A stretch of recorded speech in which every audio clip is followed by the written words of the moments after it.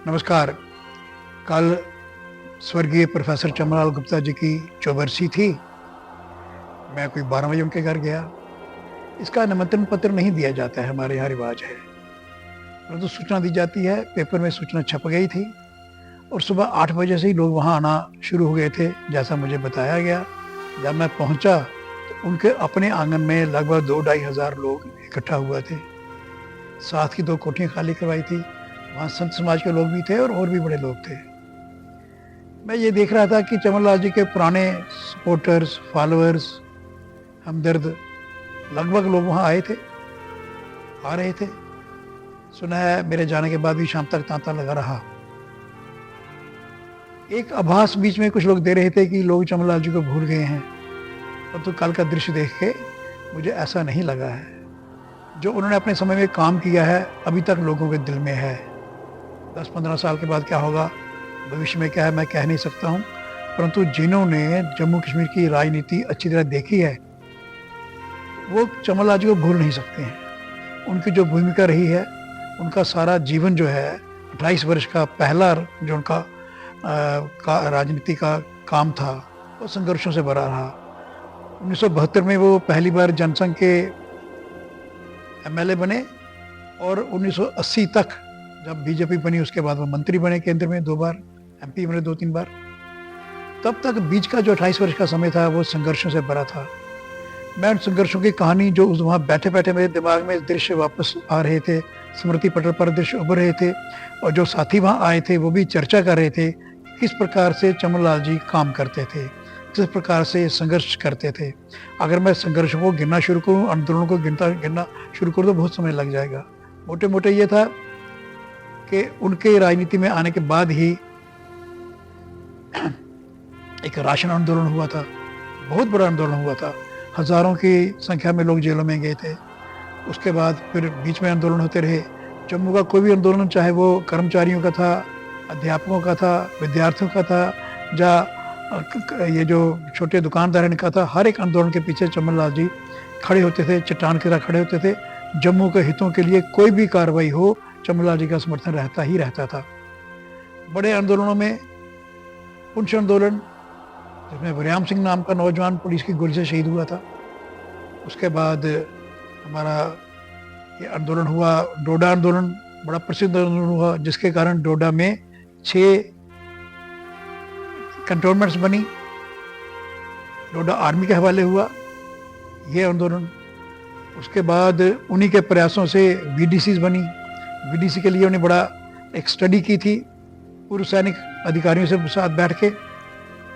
उनको ये लगा था कि अगर हमारे पास प्रशिक्षित पूर्व सैनिक की इतनी बड़ी संख्या है हमारे क्षेत्र में, तो उनका लाभ मिलिटेंसी को काउंटर करने के लिए क्यों नहीं किया जाए। जितना यहाँ का टेरेन का परिचय मिलिटेंट्स को है, उससे ज़्यादा परिचय हमारे लोगों को है। तो लाइसेंस उनके लेने के लिए, गन लाइसेंस लेने के लिए अप्लाई किया गया, ढेरों एप्लीकेशन आ गई, परंतु बाद में बीडीसी का प्रॉब्लम बना। मुझे याद है कि बीबीसी से एक समाचार आया था कि बीजेपी जम्मू कश्मीर में अपनी सेना तैयार कर रही है। तो ये बातें चलती रहती हैं, लेकिन वीडीसी का जो ऑपरेटर्स बना, उसने डोडा के अंदर मिलिटेंसी को रोकने के लिए बड़ा कारगर कदम उठाया और पूरा पूर्व डोडा जो था, erstwhile डोडा डिस्ट्रिक्ट था, जिसमें आज के 3 डिस्ट्रिक्ट हैं, ये सब लोग चमनलाल जी को भूलते नहीं हैं। डोडा आंदोलन में देश भर के नेता यहाँ आए, सरकार पर दबाव पड़ा। फिर आगे चल के मिलिटेंसी के खिलाफ भी जितने कार्रवाइयाँ हुई और सहायता समितियाँ बनी, हर एक के पीछे चमनलाल जी की बड़ी भूमिका रहती थी। मैं बड़ा लंबा नहीं खींचूंगा विषय को, संक्षिप्त में बता रहा हूँ कि हर आंदोलन में, हर गतिविधि में चमनलाल जी पीछे रहते थे और दूरदृष्टि उनकी बड़ी थी और ईमानदारी थी और प्रामाणिकता से बात सोचते थे और उसका रिजल्ट भी अच्छा आता था। डोडा में जब किलिंग स्टार्ट हुई तो उन्होंने सेंट्रल हाईकमांड से बात की, उसके कारण भी डोडा आंदोलन हुआ। स्वर्गीय अटल बिहारी वाजपेयी, राजमाता जी, अडवाणी जी, सभी बड़े बड़े नेता जम्मू में आके उन्होंने सत्याग्रह किया था। मैं उसमें पार्टी का महामंत्री था, उनके साथ साथ चल के मेरी भी एक छोटी भूमिका रहती थी। मैं स्मरण करता हूँ उससे पहले जब जनता पार्टी बनी थी, चमनलाल जी को मैंडेट नहीं दिया गया था, तो 4-5 लोग हमारे साथ के, हमारे साथी, उन्होंने इंडिपेंडेंट फॉर्म भर दिए, उनमें 3-4 लोग जीते भी। तो मोरारजी भाई देसाई जो प्रधानमंत्री थे, उन्होंने वाजपेयी चमन लाल जी को फ़ोन करके कहा कि मैं राज्यसभा में आपको नॉमिनेट करता हूँ, आप इन सबको विड्रॉ कर लीजिए। तो चमन लाल जी का कहना था कि मैं एमएलए या एमपी बनने के लिए फील्ड में नहीं आया हुआ, जम्मू कश्मीर जो हमारा संघर्ष है उसके लिए मैं काम कर रहा हूँ, मेरा पूरा परिवार इन्वॉल्व है, मेरे साथी इन्वॉल्व हैं। तो उन्होंने मोरारजी देसाई की ऑफर को ठुकराया। उन्हीं दिनों जब केंद्र में जनता पार्टी की सरकार बन गई थी, जम्मू में विधानसभा चुनाव होने थे, तो मैं और स्वर्गीय भगवत स्वरूप जी, अन्य एक दो कार्यकर्ता चमन लाल जी के घर बैठे थे। तभी संदेश आया कि शेख मोहम्मद अब्दुल्ला जो मुख्यमंत्री थे वो उनको मिलने के लिए आ रहे हैं। तो उसके थोड़ी देर बाद शेख मोहम्मद अब्दुल्ला स्वयं चल के आए उनके घर में, जो कलीश नगर में उनका घर है। चमन लाल जी ने एक नियम रहता है कि दो राजनेता जब आपस में बात करते हैं तो वो दो लोगों की बात होती है। तो उन्होंने हमें संकेत किया कि आप थोड़ी देर दूसरे कमरे में बैठिए। शेख अब्दुल्ला साहब के साथ भी लोग आए थे, वो भी हमारे साथ दूसरे कमरे में बैठ गए। चमन लाल जी के शेख अब्दुल्ला की बात आपस में हुई।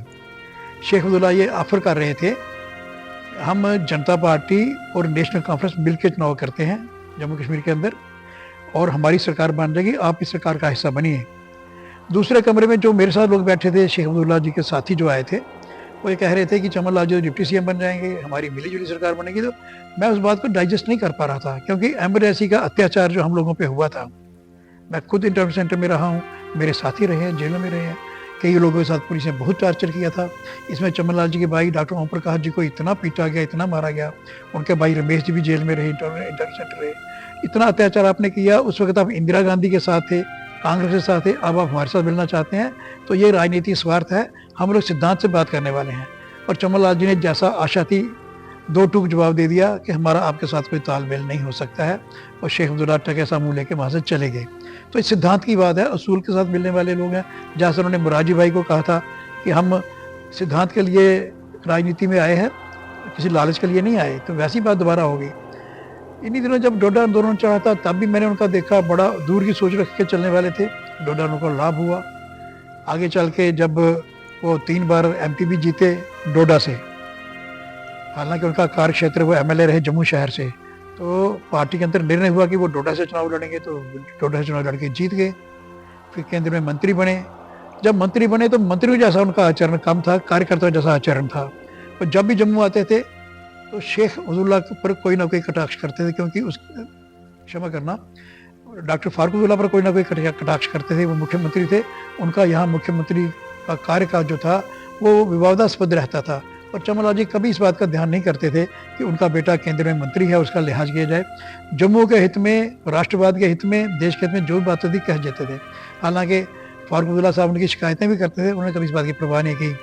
मंत्री काल में भी यहाँ आते थे, पूरे कार्यकर्ताओं को मिलते थे। जब दिल्ली में होते थे तो यहाँ से जो भी कार्यकर्ता जाता था उनके घर ठहरता था।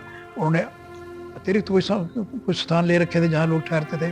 तो अब चमन लाल जी नहीं हैं, बड़ी कमी महसूस होती है। बेशक आज आंदोलनों का दौर नहीं है, आज कोई ऐसी आंदोलन नहीं होता कि चमन लाल जी की आवश्यकता पड़े, लेकिन चमन लाल जी ने छाप छोड़ी है, उस पर चल रहे लोगों को लगता है कि चमन लाल जी अगर आज भी हमारे साथ होते तो चलते रहते।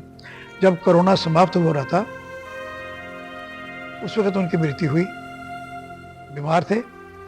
तो मैं ये आशा करता था कि पार्टी हाईकमांड भी दिल्ली में बात करे कि वो जो defence minister of state for defence रहे हैं उनको तो गार्ड ऑफ ऑनर मिलना चाहिए, उनका सरकारी सम्मान के साथ अंत्येष्टि होनी चाहिए थी। कहीं कमी रहेगी, क्या कमी रहेगी पता नहीं। उनके संघर्ष के जीवन में मैं देखता हूँ कि कहीं ना कहीं ऐसा होता रहा कि उनको रुकावट डाली जाए, परंतु वो हर चीज़ में अपनी ईमानदारी से, लगन से, परिश्रम से जीतते ही आए, और आज भी लोगों के दिलों में उन्होंने अपना स्थान बनाया हुआ है। कल एक बार सारे स्मृतियाँ हमारे मानस पटल पर आई, यहाँ के लोग भूल गए कि याद रखते हैं मुझे नहीं पता, लेकिन हमारे आदरणीय प्रधानमंत्री उनको याद रखते हैं। मैंने उनके मुँह से सुना हुआ था, आज गुजरात में जो इतना स्ट्रांग यूनिट है बीजेपी का और हमारी लगातार तीसरी चौथी बार सरकार बनी है, वहाँ पे काम करने के लिए चमन लाल की भी भूमिका रही है। इलाहाबाद से एमएससी करने के बाद वो प्रचारक संघ के बन के अहमदाबाद चले गए थे, वहाँ उन्होंने संघ का काम किया था। और अहमदाबाद के लोग, गुजरात के लोग जानते हैं, वो प्यार से उनको चमन भाई गुप्ता भी कहते थे, जैसे गुजरात का रिवाज था। और मोदी जी बार बार ये कहते थे कि वहाँ जो बुनियाद रखी है, उस समय संघ का और बड़ा विरोध होता था गुजरात में। महात्मा गांधी वहाँ के रहने वाले थे, सरदार पटेल वहाँ के रहने वाले थे, वहाँ संघ का काम करना बड़ा कठिन था। फिर चमनलाल जी ने वहाँ बड़ा काम किया और लोग याद करते थे, और हमारे प्रधानमंत्री इस बात को याद रखते थे कि किस प्रकार चमनलाल जी वहाँ काम किया। हमारे यहाँ जो खान पान का कल्चर है डिफरेंट है, वहाँ हर चीज़ में चीनी डाल देते थे, और चमनलाल जी कभी किस तरह से वहाँ गुजारा करते थे। 6 साल वहाँ प्रचारक रहे, तभी बुनियाद बनी, और आज वहाँ बड़ा वटवृक्ष बन गया है। तो जब वो बीमार थे तो प्रधानमंत्री जी ने सीधा वहाँ से फ़ोन किया। प्रधानमंत्री जी अपने नरेंद्र भाई मोदी चमनलाल जी को भूले नहीं थे, उनका स्वास्थ्य पूछने के लिए फ़ोन किया। फ़ोन चमनलाल जी बेटे ने उठाया, अनिल ने फ़ोन उठाते उन्हें सीधे नाम लेके बोला, अनु तुम बोल रहे हो, मेरी प्रोफेसर से बात कराओ। इतनी स्मरण शक्ति उनकी, और चमनलाल जी उनकी बात हुई। उस समय चमनलाल जी अच्छी प्रकार बोल नहीं पाते थे अस्वस्थ होने के कारण, फिर भी उनकी बात समझी और पूरा उनका हाल पूछा। मैं समझता हूँ कि केंद्र में राजनाथ सिंह जी वगैरह चमनलाल जी को कोई नहीं भूलता है, जब भी बात चली तो वो उनके बारे में बात करते हैं। तो ऐसी छाप उन्होंने सबके दिल में छोड़ी है। आज उनकी चौबरसी हुई तो यादों का कारवां मेरे दिमाग में आ गया। मैंने उनके साथ बड़ा निकट हो रह के काम किया हुआ है। वो अध्यक्ष थे तो मैं महामंत्री था, तो मुझे याद हुआ कि मैंने जब राजनीति शुरू की तो तब कर्नल पीर मुहम्मद खान प्रेसिडेंट थे, उसके बाद कितने प्रेसिडेंट बदले चमनलाल से पहले उनके बाद, परंतु जो उनका मुकाम है, जो उनकी उपलब्धियां हैं, उनका मुकाबला कोई नहीं है। बस मैं अब अपनी बात यहीं समाप्त करता हूँ और अपनी श्रद्धांजलि उनको देता हूँ।